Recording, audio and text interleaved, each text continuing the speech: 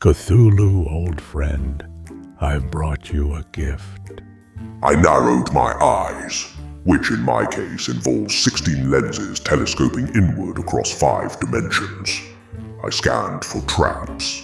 My gaze slid toward the east alcove, where a large, shape-shifting, glowing slug clung lazily to the side of a bookshelf. The bullshit detector slug, official name, Yegorthax, the herald of emotional transparency. Unofficial name, Greg.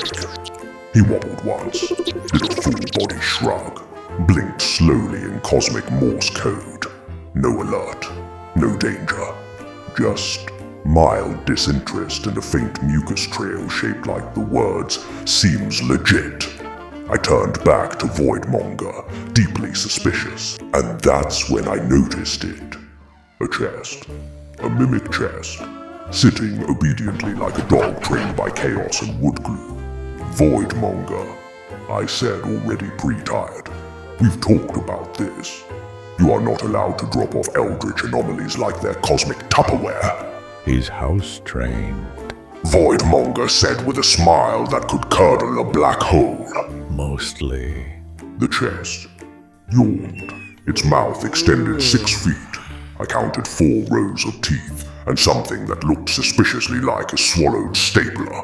Cthulhu, meet Chestopher. Voidmonger continued, giving the mimic an affectionate pat, shape-shifting with all the joy of a wooden floor plan. My pet. Well, ex-pet, technically. He's grown out of the void kennel, ate the instruction manual, developed emotional needs. And then take him to therapy, not my library. Oh, but he loves libraries. Voidmonger said, as if doting on his pet mimic that looked like the reincarnation of an orange cat chewing on its remaining brain cell. Chestopher burped, and a smell like forgotten geometry and powdered sugar filled the room. And what are its qualifications? I asked flatly. Voidmonger lit up like a boardroom fire demon with good news at Q4. He's a mimic, sentient, cuddly, loyal, eats objects, and, because his esophagus is a black hole, he excretes them through a white hole that manifests randomly in the multiverse. I stared at him. You brought me a furniture-shaped ballistic cannon for cursed heirlooms. Enriched documentation dispersal node. A filing cabinet with a bowel movement that alters history. Visionary librarian assistant's pet. Voidmonger. Cthulhu. Voidmonger. Cthulhu. We glared at each other with the timeless weight of immortals who had shared far too many misadventures together. I mean, who needs enemies with friends like Voidmonger? Anyway, Chestopher, meanwhile, reached over and gently swallowed an apple on my desk. I heard it pop into a white hole somewhere deep in the stacks, accompanied by a faint thud on some human studying gravity. Voidmonger beamed. See?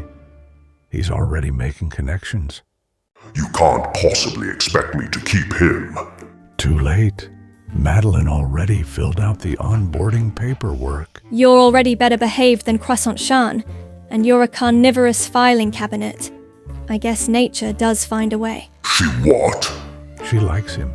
Says he reminds her of Croissant Shan if she were organized and digestible.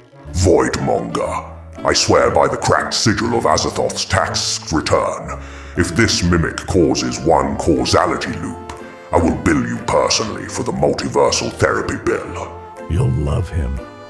Madeline has already given him the role of assistant to the HR manager. He will oversee your cultist library staff and faculty and help review their quarterly reports. Also, did you know that mimics can perform parthenogenesis? Chestopher wagged his tail hinge, and I knew I should have taken those vacation days to play dice and Dharma with Vishnu.